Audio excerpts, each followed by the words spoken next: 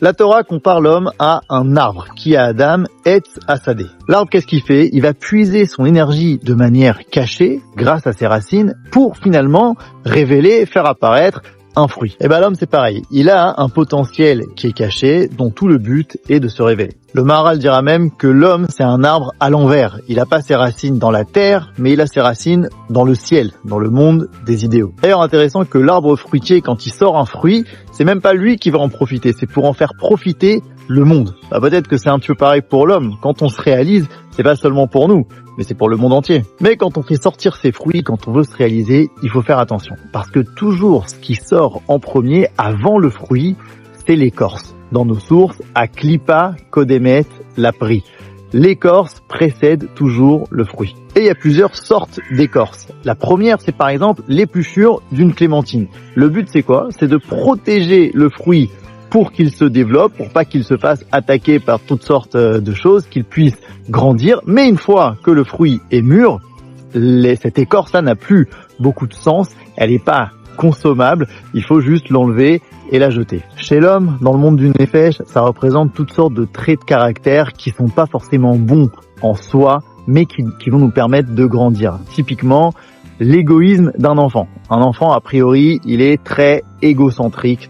Et l'égoïsme, c'est clairement une écorce, c'est pas quelque chose de fini, c'est pas quelque chose qu'on peut consommer, mais ça lui permet premièrement de faire attention à lui, et c'est important, et puis surtout de comprendre qu'il est important, voire même qu'il est unique. Et ça, pour le coup, c'est un fruit, c'est quelque chose d'important. Donc on passe en fait par l'égocentrisme, mais qui est en fait seulement une écorce qui vient protéger le fruit, qui est la compréhension de notre unicité. Un autre style d'écorce, ce sera l'écorce de la noix, quelque chose de très rigide, de très dur, qui nous laisse pas facilement arriver au fruit et qui veut même parfois se mélanger au fruit. En hébreu, le mot noix se dit égoz, et c'est la même gématria que le mot chet, la faute. En fait, c'est quand l'écorce, la coquille, elle veut pas partir, elle veut pas nous laisser atteindre le fruit.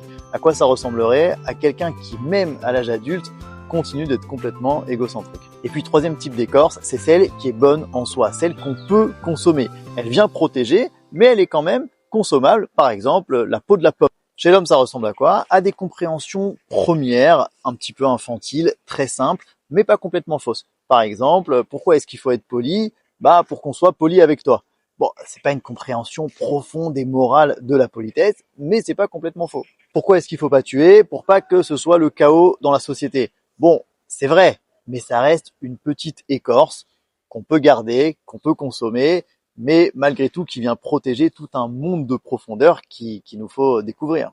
Et donc quand on veut faire sortir nos fruits, quand on vient se réaliser, il faut savoir qu'il y a des écorces qui vont apparaître. Et c'est à nous de savoir quand est-ce que il faut tout simplement s'en séparer, quand est-ce qu'on doit lutter contre elles et les casser, et quand est-ce qu'on peut les garder et les consommer.